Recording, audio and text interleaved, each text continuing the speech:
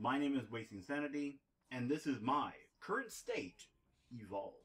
The game of Evolve pulls you into the future where mankind employs high-tech hunters to purge planets of alien lifeforms that may threaten them, paving the way for human expansion, or at least that was what seemed to be conveyed to me while playing the game. On the Steam page for Evolve, there is no real story involved, merely fluff like man versus nature. Obviously, they felt there shouldn't be much of a story. No compelling backstories on the hunters, or even how the Kraken misses its long-lost love, which made it lash out at the humans moving in on his backyard, or how the Goliath longs for a little human named George, or was it a rabbit?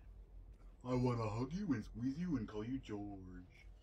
There are 5 players in total, and 1 player assumes the role of the monster.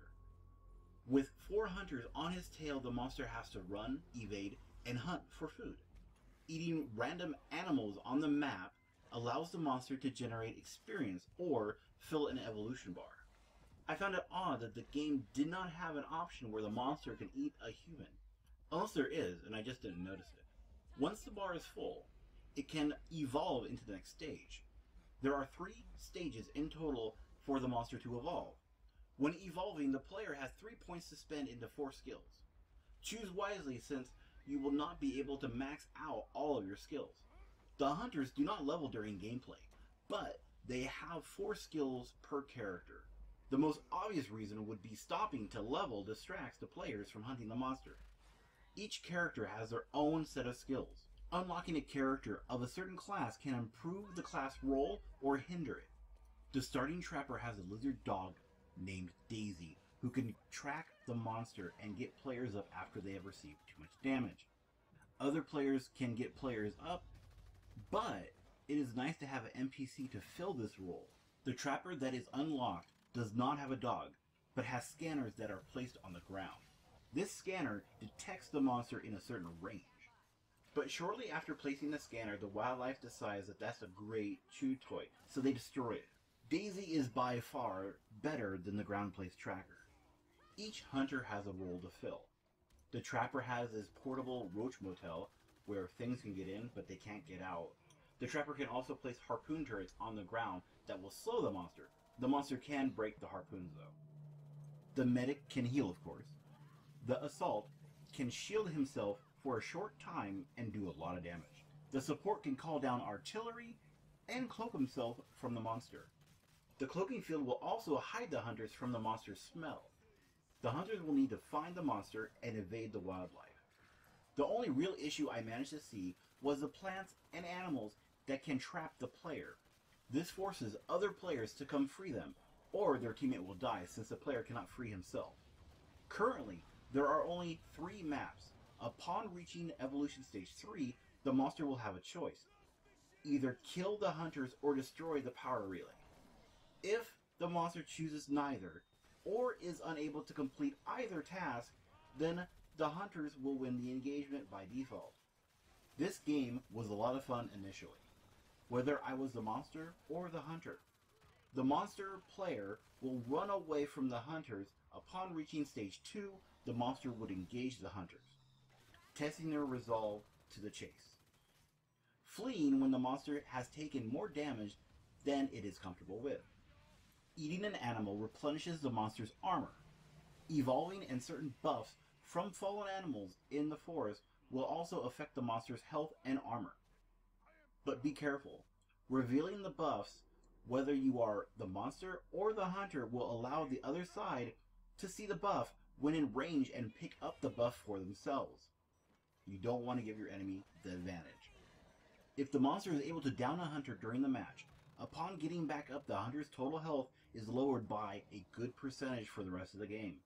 It appeared to be about 15 to 20% each time the hunter is downed, and it only comes into play 2 times. So yes, the hunter can have their health lowered by 30 to 40%. This allows the monster to weaken the hunters prior to the final fight. When the hunter goes down a second time, they die except for the trapper, who can go down 3 times in total. The reason is because if you down the trapper, you down the dome. After a certain amount of time, the hunters are allowed to respawn in. Jumping off the ship in a rather lengthy animation.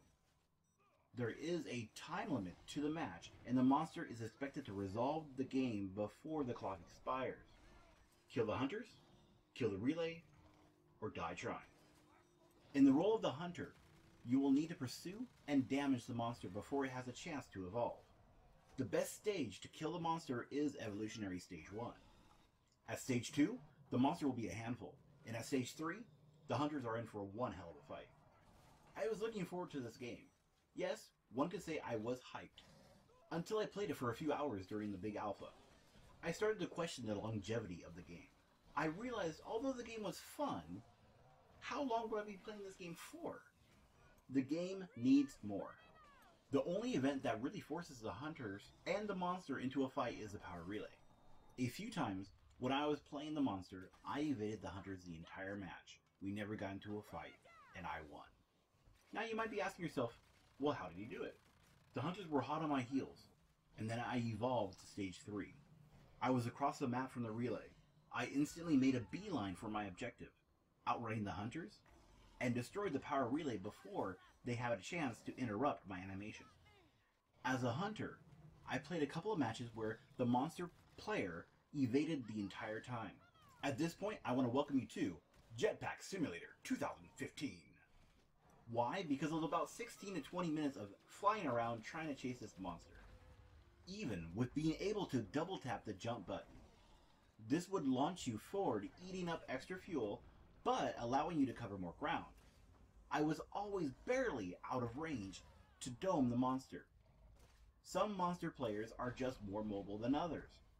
They pay attention to where the hunters are, and try not to be in one location for too long. Chasing a monster for 20 minutes can become boring, and if hunters are tired of chasing from the start, they can just wait at the power relay while the monster reaches full potential. I have a feeling that this will be the game at launch. I have playtested a lot of titles, in alpha and in beta. Gameplay doesn't typically change a lot. Because of what I am seeing, I don't believe I can bring myself to purchase Evolve. There needs to be more. Currently, there are only 2 events. Spawn, and kill or protect the power relay, with monster leveling in between. But that's more of a process than an actual event. There is no event that gives the hunters a chance to kill the monster before the final event. I believe that an event should be added that gives the monster a hurdle and the hunters a chance to engage the monster. That event should be Monster Evolution Stage 2 and 3. But making the Evolve stages into events would drag the game out. No, not really. At least, not with what I'm thinking.